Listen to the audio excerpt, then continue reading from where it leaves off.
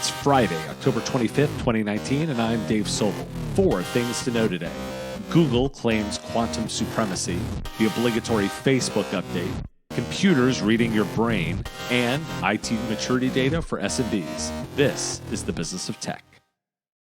Google claims it has achieved quantum supremacy. The company published a paper this week that announced it is building a computer that can solve a quantum math problem in about 3 minutes. The largest supercomputers available today would take 10,000 years to solve the same problem. The news leaked last month on NASA's website, but this is the official launch. There is some skepticism. IBM has specifically called out that they do not believe Google has actually achieved this goal. Why do we care? Quantum computing changes the game for processor power, and the race to get there is bigger than just one company, as the US and China are both racing to this accomplishment. With the ability to break all existing encryption as just one of the stakes on this race, we care because it changes computing at a very fundamental level. It's been a very Facebook-heavy news week, and so the temptation to ignore this was there, but it feels like these two are worth noting. First, Mark Zuckerberg testified to Congress on Wednesday. The premise was on the cryptocurrency Libra, but members of Congress wanted to talk about everything but Libra. Topics ranged from diversity at Facebook to the controversial ads policy that we've covered before. Additionally, news broke this week that Facebook has been funding an additional patrol unit within the police department in Menlo Park, California. The company pays more than $2 million annually to patrol the area around its campus, and Facebook's neighbors have concerns. Why do we care? Facebook has a trust problem, that's clear. Libra appears to be struggling at best and dead on arrival at worst. It appears private reception is the same as public reception.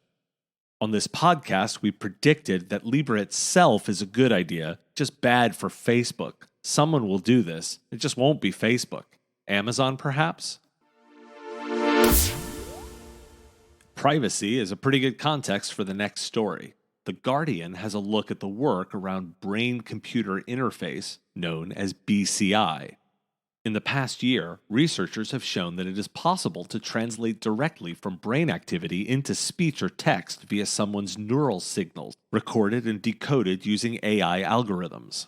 Researchers at the University of California have successfully translated neural activity into speech.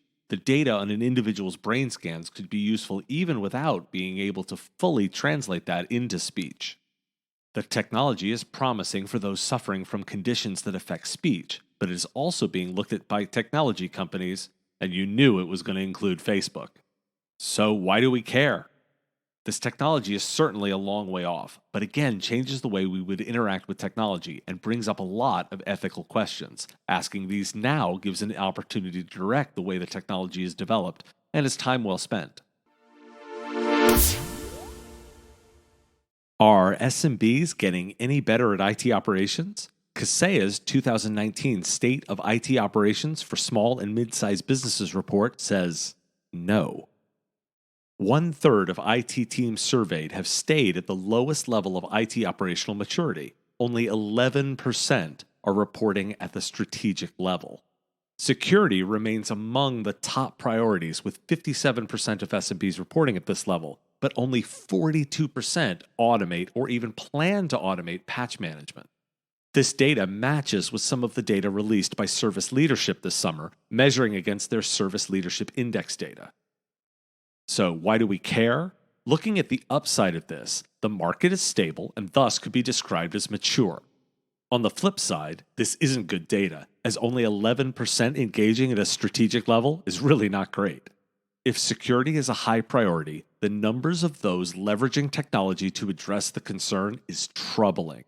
This is both an opportunity and a potential reckoning in the making. Today's episode was brought to you by the Killing It podcast. 3 experts, 3 topics, 30 minutes, and 1 focus on making money in IT. Catch the show on your favorite podcatcher or on mspradio.com. Thanks for listening to The Business of Tech. You can find us online at mspradio.com, in your favorite podcatcher, in your news flash for Amazon Alexa, or find episodes on Facebook, Twitter, and YouTube. Like what you hear? Share our Facebook, Twitter, and YouTube feeds to help grow the audience, and we'll see you on Monday.